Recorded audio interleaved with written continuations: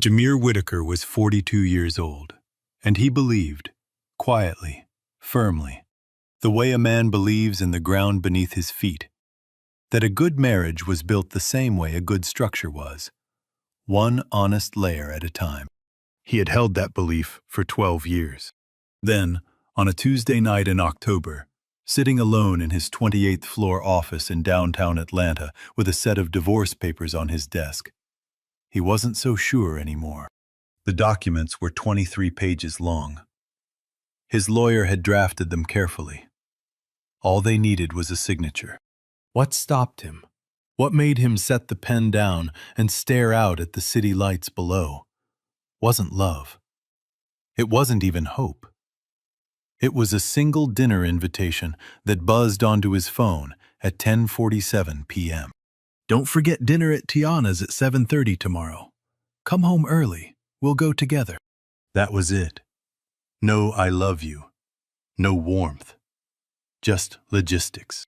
But something about those 11 words made him flip the divorce papers face down. He didn't know it yet, but in less than 24 hours, he would overhear something that would nearly make him sign those papers for real. And then, something else entirely, that would make him put them in a drawer and never look at them again. Before we get into the story, if you've ever loved someone quietly for so long that they mistook your patience for indifference, this one is for you. Stay with me. Atlanta in October has a particular kind of quiet to it. Not the dead quiet of winter, more like the city exhaling. The heat finally releasing its grip. Leaves just beginning to turn gold along Peachtree Street. Jameer had driven that stretch of road 10,000 times. He knew every stoplight, every curve of the on-ramp onto I-85. He knew it the way he knew the bones of every building his company had ever raised. By feel, by memory, by the weight of years. He was a project manager at Caldwell Associates, one of the largest construction firms in Atlanta. 12 years on the job. The kind of man who showed up early and left late. Who could look at a concrete column and tell you whether it would hold in 30 years. Steady, meticulous, never flashy. His wife, Abiola, was 39. A marketing consultant with a sharp mind and a sharper eye for beauty. In design, in people, in the life she had always imagined for herself. They had met at a mutual friend's cookout back when Jameer was still driving a used Civic and eating lunch at his desk. She had laughed at one of his dry jokes, and he had thought, that's the one. For 8 of their 12 years, he still believed that. The last 3 had been quieter. Not the comfortable quiet of 2 people who know each other so well they don't need to fill every silence. The other kind. The hollow kind. The kind where you say good night to someone lying 6 inches away and the word echoes a little. 3 years ago, the week Jameer received his big promotion, my wife had smiled and said, "Congratulations, baby." Her eyes, though, her eyes had been somewhere else entirely. Back then, he told himself she was proud, but tired. He told himself a lot of things that year. The way a patient man does when he is not yet ready to name what he is looking at. What he hadn't told himself, what he was only beginning to admit now, alone in the lamplight with unsigned papers on his desk, was that the distance between them hadn't arrived suddenly. It had been building in small, invisible increments. The anniversary dinner they skipped because she said she was tired. The weekend trip he planned and quietly canceled when she showed no interest.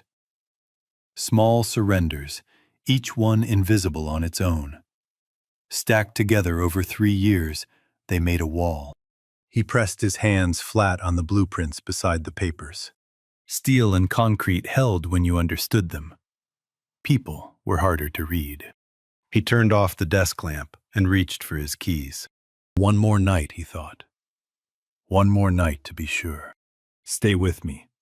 Because what Jameer overheard at that dinner party would shake everything he thought he knew about his marriage, about his wife, and about how close they both came to losing something that neither of them could have rebuilt alone. If your husband came home one night and said, "I almost filed for divorce last week," would you want to know? Or would you rather he stayed quiet? Drop a yes or no in the comments right now. I read every single one. Tiana Reynolds's penthouse in Buckhead was the kind of place designed to make you feel like you'd arrived. Or, if you weren't careful, like you hadn't. 42nd floor. Floor-to-ceiling windows. A dinner table that seated 12, with linen napkins folded into little swans and candles that probably cost more than Jameer's first car payment. Tiana herself was dressed in gold, laughing at the right moments just a half note too loudly. The performance of a woman making sure the room understood her success. Jameer knew the type. He'd worked with enough of them.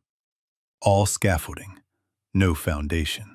He had come home early from the office, as Abiola had asked. She was standing in the bedroom doorway when he walked in, already dressed. A blue wrap dress.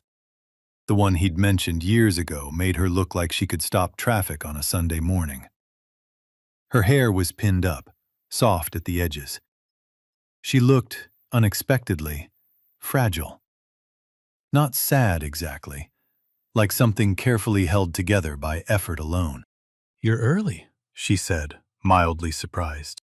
"You asked me to be," he replied. A brief flicker of something, gratitude maybe, or relief, passed across her face before she turned to gather her things. They drove to Buckhead in silence. At the dinner table, surrounded by 5 other couples and a steady flow of good wine, everything appeared cheerful on the surface. Jameer smiled when it was appropriate. He answered questions about his projects. He made a dry remark about Atlanta traffic that got a polite laugh from the couple across the table. He was present in every way that could be observed. But underneath that, he was watching. That was the particular quality that made Jameer Whitaker good at his job. He noticed what was settling, what was shifting, what looked solid, but maybe wasn't. And what he noticed that evening was that my wife, who once dominated dinner parties, who laughed until she had to press a napkin to her eyes, had said fewer than 20 words in the first hour. She picked at her food. She kept her hands folded in her lap between bites. When she did laugh, it arrived a half-beat late, like she was listening to the conversation from somewhere just outside of it. She caught him looking at her once. She looked away first. "I have become a stranger in my own marriage," he thought. And the realization settled into him the way cold water settles, slowly and completely. He excused himself around 8:30 and walked down the long hallway toward the restroom at the back of the penthouse. Past framed art he didn't recognize. Past a side table with fresh orchids that looked slightly too perfect to be real. Tiana's home office was the second door on the left. The door was open about 3 inches. He heard Abiola's voice first. He stopped. He should have kept walking. A man of his particular nature does not linger in hallways listening to private conversations. He knew that, even in the moment. But then he heard her crying. Not the composed, private kind of crying. The kind that happens when a person believes no one can hear them. Broken, halting. The kind that costs something just to witness. Tiana's voice came first, low and careful. "Abiola, honey, talk to us." Then Abiola's voice. His wife, who had not cried in front of him in 3 years, who had stood at her own father's graveside without a single visible tear while other people fell apart around her, said the words that turned Jameer completely still in that hallway. "Jameer is the only person who has ever made me feel truly safe. And I pushed him away because of my own pride." His hand found the wall. She kept going, her voice fraying the way old cloth does when someone finally pulls the loose thread that's been carefully avoided for years. Last year, after her father passed, Jameer had driven straight to her mother's house the moment he got the call. Still in his work clothes, no prepared words, because he understood instinctively that no words were the right ones. He had sat beside Abiola in the dark living room for 4 hours. He hadn't tried to fix anything. He had just stayed. She had never told him what that meant to her, and he had assumed she was simply getting through her grief in her own way. I tried to get his attention back, she continued, her voice unsteady. I dressed up. I cooked his favorite dinners on Friday nights. I suggested trips. And every time, he would say thank you and go back to his blueprints. And I thought that meant I had already lost him. In the hallway, Jameer closed his eyes. He had eaten every one of those Friday night dinners. He had been grateful for every one of them. He had gone back to his blueprints because he was working toward a promotion that he believed would give them a better life. And not once, in all those months, had he said that out loud to her. I almost listened to Lance Carter. Abiola's voice dropped lower. He kept saying I was settling, that I deserved more, that I should walk away and start over. A short, hollow sound, not quite a laugh. I was so low I almost believed him, but I couldn't go through with it. Because Jameer, he's a builder. He builds things that last, and I don't know anymore if I deserve that. Jameer stood in that hallway for a long moment. A man named Lance Carter. He knew the name, knew the type well enough. The kind of man who circles other people's lives looking for an opening, who mistakes a woman's unhappiness for an invitation, had been telling my wife to leave him. He filed that information away calmly, the way he filed engineering reports, precisely, without drama, for later. What occupied the space in his chest right now was something older and more complicated. It was the slow grief of a man who realizes that while he was trying to build something better for the people he loved, he had forgotten to tell them that was what he was doing. He had been so focused on the structure he was raising that he hadn't noticed the person standing at the base of it, wondering if she was still included in the plan. He walked back to the table, sat down, poured himself a glass of water, and didn't drink it. 20 minutes later, he said he had an early call with a site crew in Marietta. Clean excuse, simple. Abiola nodded. No questions. She said her goodbyes and followed him to the car. They drove back down I-85 in the dark. The city moved past the windows in amber and orange, late-night traffic thinning, gas stations glowing, the skyline receding in the rearview mirror. Abiola watched the road ahead. Jameer watched it too, but inwardly, he was reviewing the last 3 years the way he reviewed projects with developing problems, looking for the exact point where things had begun to go wrong, where the small cracks first appeared, what had been missed and why, and for how long. When they got home, Abiola went straight to the living room, her couch, her quiet corner. Jameer sat at his desk, picked up the divorce papers. He held them for a long time. The city hummed outside. The papers felt different now, heavier somehow, even though nothing about them had physically changed. He set them down without signing, and whispered to the empty room, "Should I sign, or don't go anywhere?" Because at midnight, Jameer was going to do something that required more courage than signing those papers ever would. And Abiola was not going to see it coming. At midnight, Jameer Whitaker set the unsigned divorce papers face down on his desk, stood up slowly, and walked to the living room door. He knocked twice, quiet, measured. The kind of knock you give when you are not entirely sure of your welcome, but have decided to try anyway. There was a pause, sheets rustling, a lamp clicking on. Then the door opened. Abiola stood in the threshold in an old college sweatshirt, hair loose around her shoulders, eyes carrying the particular swelling that comes from crying quietly and alone for a long time. She looked at him the way a person looks at something unexpected, not with fear exactly, not with hope exactly, but in the narrow, unsteady space between the two. "Can we talk?" he said. She stepped back and let him in. He sat on the edge of the couch, her couch, the place she had been sleeping for months, and kept a deliberate distance.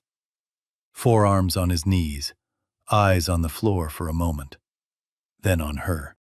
The lamp threw a warm, low circle of light across the room. Outside, the city moved in its usual late-night rhythms. In here, the silence was the kind that precedes something important.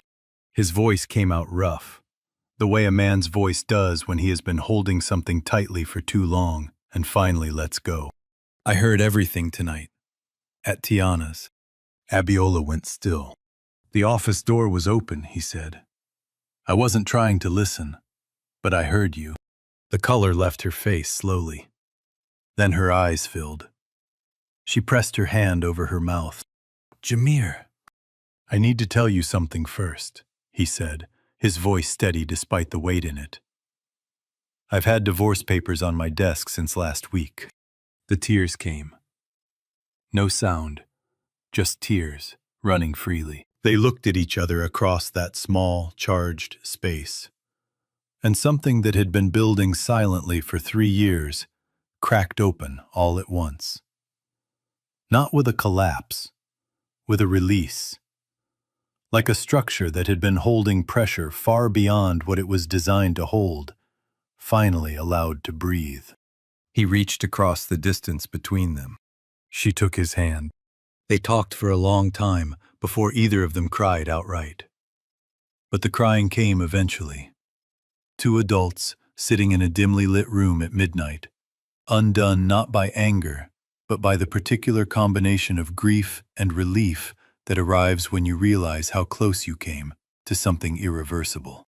"I thought you had stopped wanting this," Jamir said. "Stopped wanting us." "I thought I had already lost you," she said.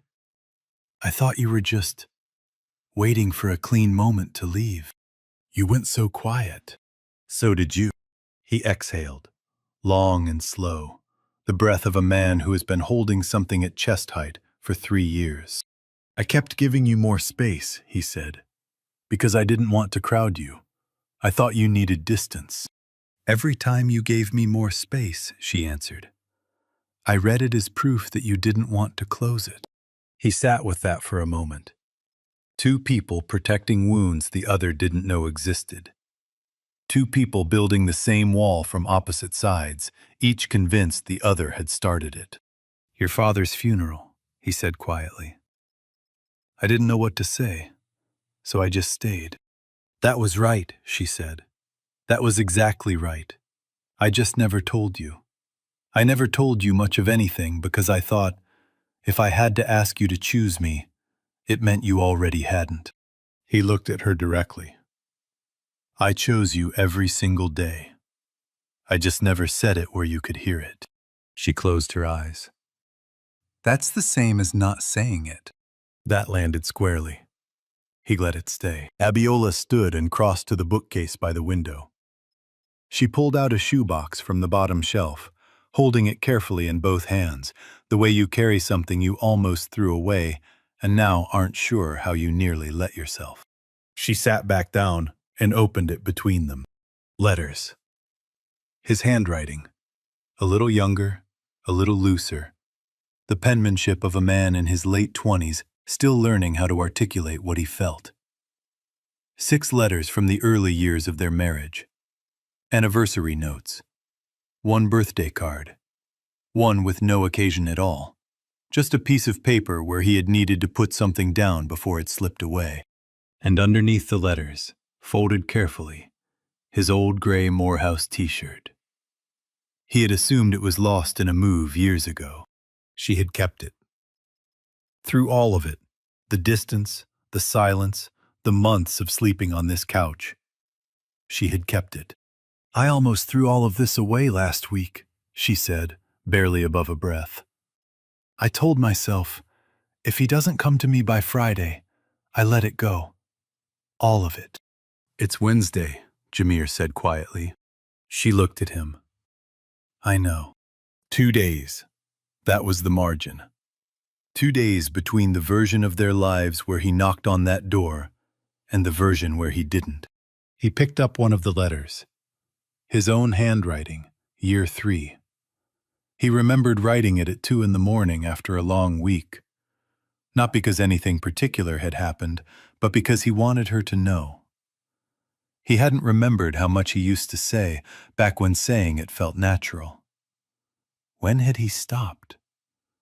When had saying it started feeling like something that required an occasion? Why didn't we just talk, he said. Not as an accusation, as genuine sorrow. She gave the small, soft, sad smile of someone who has asked herself the same question for months. Because I was too proud to sound like I was begging. And I think you were too. He nodded. That was exactly true. A builder who would not ask for help on his own house. My wife, too proud to say I miss you to the man she still loved. 2 people standing on opposite sides of a wall neither had meant to build. Both too careful, too proud, too afraid to be the first to knock. Until tonight. The silence that settled after that was different from every silence that had come before it. Not hollow, not heavy, full and fragile and, for the first time in 3 years, alive with something that had not been there before. I don't want to sign those papers, Jameer said. I don't want you to, she answered. Then we do this right, he said. Not just an agreement to try, not back to normal, because normal wasn't working. I mean real work. A therapist, honest conversations. No more silence as a substitute for saying the hard things. She searched his face. The old habit of checking whether he meant something before she let herself believe it. He held her gaze and gave her the time she needed. Okay, she said. Not the cold, flat okay of someone going through motions. A real one. Waited. Chosen. They stayed on that couch talking until nearly 2 in the morning. About year 9, year 10, year 11. About the small things that had gone unsaid until they accumulated into something neither of them could see around. When Jameer finally stood to head to bed, Abiola reached out and briefly caught his hand. Just that. Just the moment. Just to say, I'm still here. He squeezed once and let go. But their very first therapy session would uncover something Abiola had been carrying alone for weeks. Something that would test Jameer's quiet strength in a way nothing else had managed to. Dr. Lena Harper's office was in a quiet part of Midtown. A brownstone building with ivy climbing the exterior and bookshelves rising floor to ceiling on the inside. It smelled like chamomile and cedar and the specific calm of a space designed for honesty. Nothing wasted, nothing purely decorative. Jameer appreciated that immediately. He was a man who respected rooms built with intention. They sat side by side on a soft gray sofa, not quite touching, but close enough that the distance felt chosen rather than accidental. Dr. Harper was in her early 50s, with silver locks and reading glasses she kept perched on top of her head until she needed them. She had the particular patience of someone who had heard enough polished half-truths to recognize them on arrival, and who would simply wait, without pressure, without prompting, until the real thing surfaced. She opened simply. Tell me, in your own words, what you believe went wrong. Jameer went first. We both went quiet at the same time and waited for the other person to speak first. Neither of us did. And the longer it went on, the harder it got to start. Dr. Harper wrote something down. Abiola was quiet for a longer moment. She looked at her hands, at the window, at the pale afternoon light falling across the floorboards. Then she looked at Dr. Harper and said, There's something I haven't told him yet.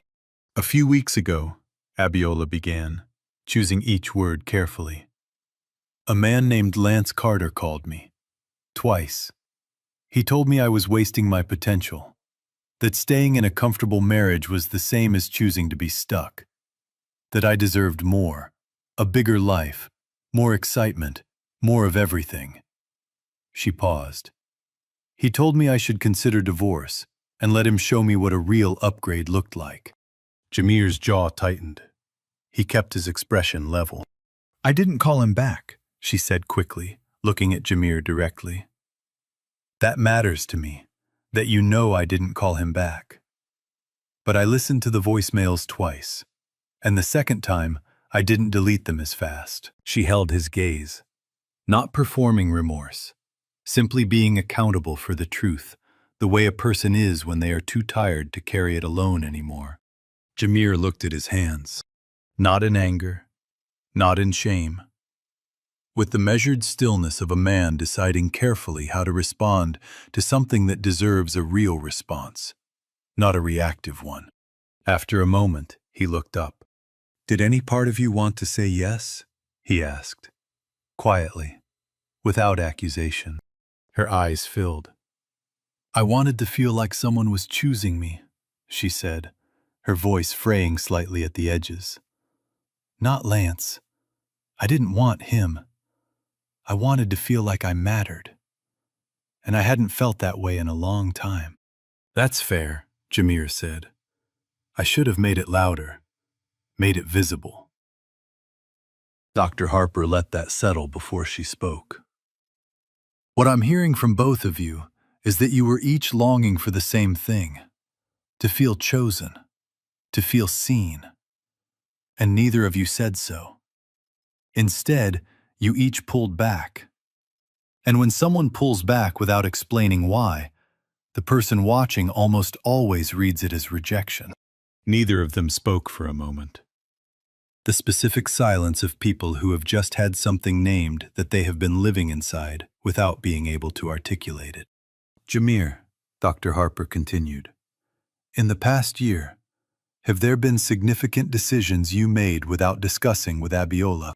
He reached into his jacket, took out his phone, and set it on the coffee table. He pulled up an email, formal letterhead, Caldwell Associates Executive Office, and turned the screen so Abiola could read it. Her eyes moved down the page, then stopped. You were offered a promotion. Regional Director, 40% salary increase, the kind of role I've been working toward for 8 years. She looked up slowly. You turned it down. Not a question. His reply was right there in the email thread. Respectful, final, dated 3 weeks prior. The position required 6 months of travel per year across 3 states, he said. I'd have been home roughly 8 days a month. He picked up the phone and returned it to his pocket with quiet finality. We were already losing each other under the same roof. I wasn't willing to test what we'd become with me gone half the year. Abiola stared at him. The expression that crossed her face wasn't one emotion. It was several arriving at once. Disbelief, grief, and something that lived very close to reverence. You gave that up for us? Without telling me? I didn't want you carrying guilt about it, he said. I made a decision I could live with. That was enough for me. She looked like she had been handed something precious, and wasn't certain her hands were steady enough to hold it. Before either of them could continue, Abiola's phone buzzed on the cushion beside her. She glanced down, and her expression shifted.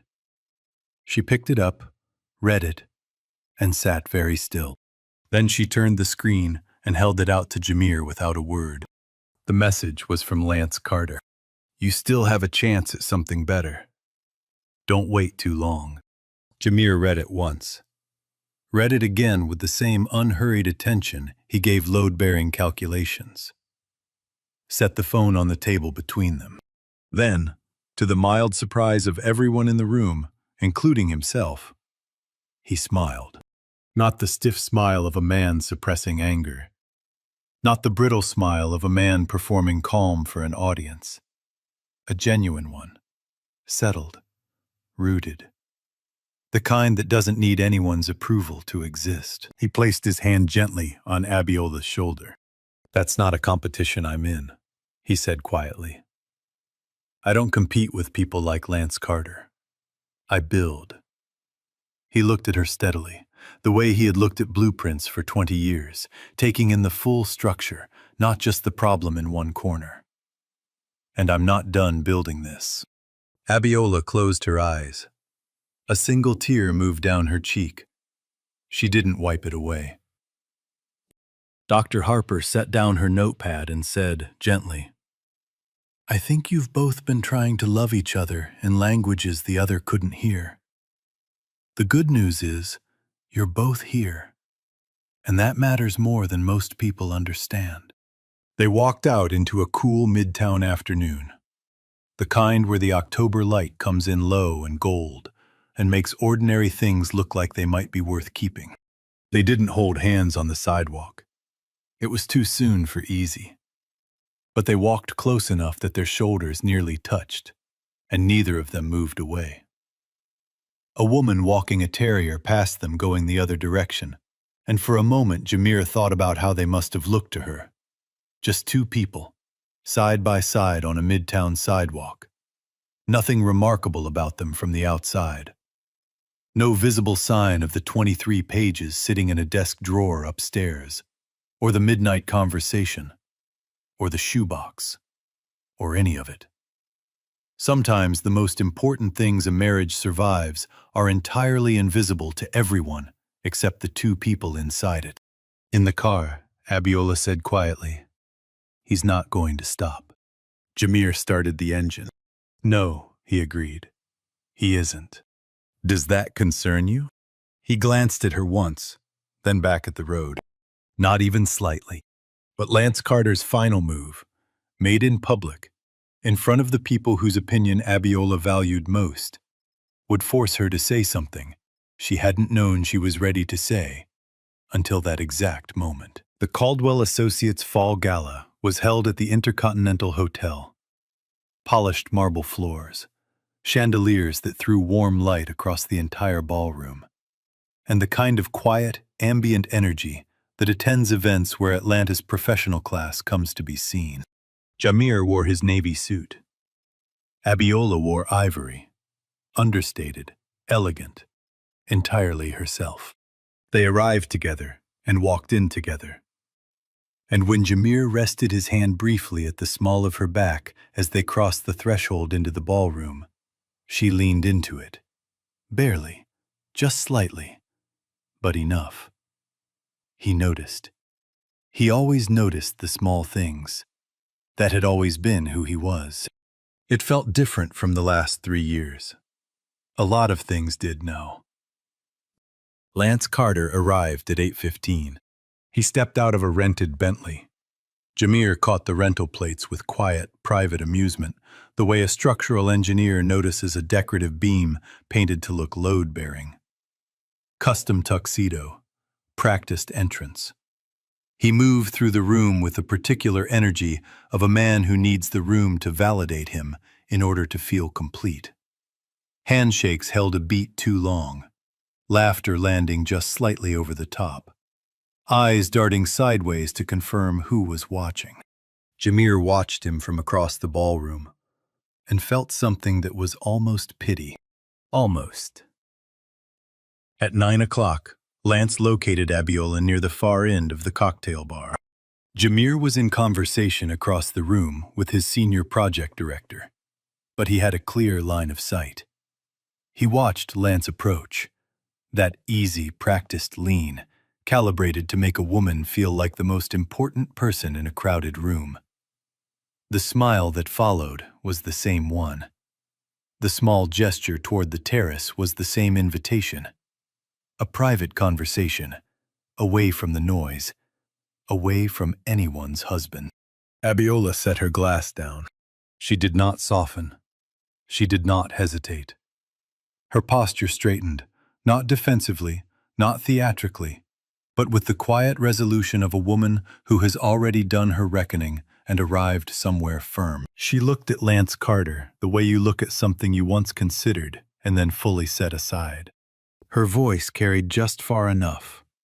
Not loud, not performed, simply clear. I already have a man who builds a foundation for me every single day. A brief quiet fell over the nearby conversations. The natural pause that happens in a room full of people when something true is said plainly and without apology. Lance blinked. His practiced smile went briefly offline before the recovery came. Smooth enough on the surface, but the recovery itself told the story. He had arrived at this conversation fully expecting a particular outcome. Her refusal landed on him like something genuinely foreign. He opened his mouth, produced a sound that wasn't quite a laugh, and moved toward the bar. Jameer, across the room, had watched all of it. He didn't cross the floor, didn't step in, didn't make it a scene.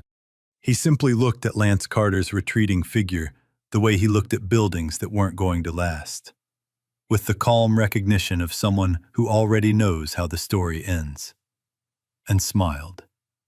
Soft, unhurried. The smile of a man who understands the difference between what shines and what holds. Later that night, after the valets and the drive home through the amber glow of Atlanta at 11 p.m., Jameer took a different exit off I-85. Abiola noticed, but said nothing. He drove them to the construction site, the community housing development in southwest Atlanta he had been overseeing for the past year. 64 units, designed for working families. A year of his professional life poured into its permits, its engineering details, the structural choices that most people would never see, but that would keep those walls standing for 50 years. He parked at the perimeter, and they got out. The work lights cast pale gold across raw concrete and steel framing. The honest skeleton of something not yet finished, but already sound in its bones. The city glowed orange in the distance.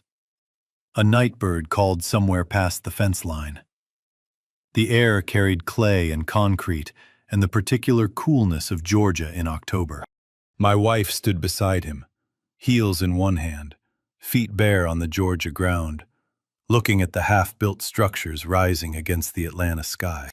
I didn't build any of this for a corner office, Jameer said quietly. I built it because I wanted to understand how to make something real, something that holds when conditions get hard. He turned to look at her. I want to build the next one with you. Our house. We design every room together. We choose every detail. We do it right, the way we should have been doing everything. She was quiet for a moment. The work lights caught the edge of something in her expression. Not quite tears, but close to them. The look of a woman arriving somewhere she had stopped believing she would reach. Then she took his hand. Not tentatively, fully, the way a person holds on when they have decided. Tell me where we start, she said. Jameer felt something shift in his chest. Not a dramatic lift, but the quiet, structural kind. The way tension releases from a framework when the final support locks into place and everything settles into what it was always meant to be. He looked at the rising walls around them. We already started, he said. Stay with me.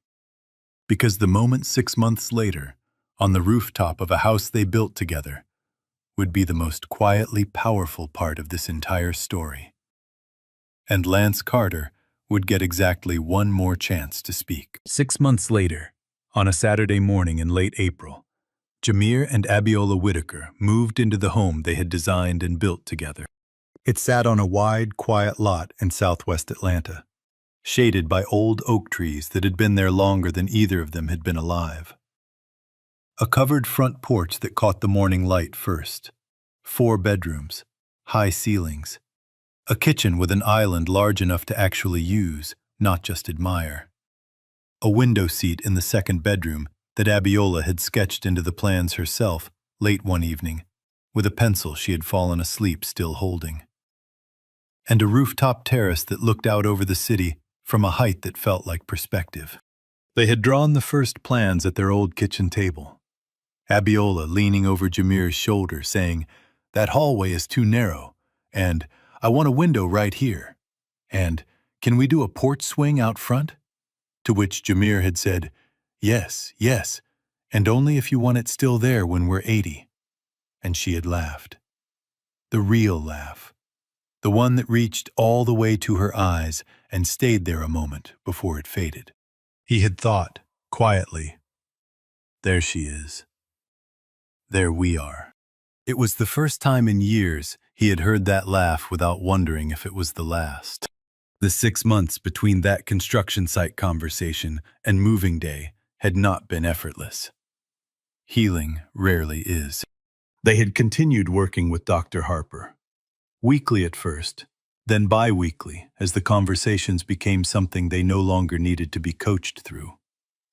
They learned to say the difficult things before the silence could form around them. They learned that choosing to be married is not a single decision made on a wedding day, but a smaller one repeated constantly.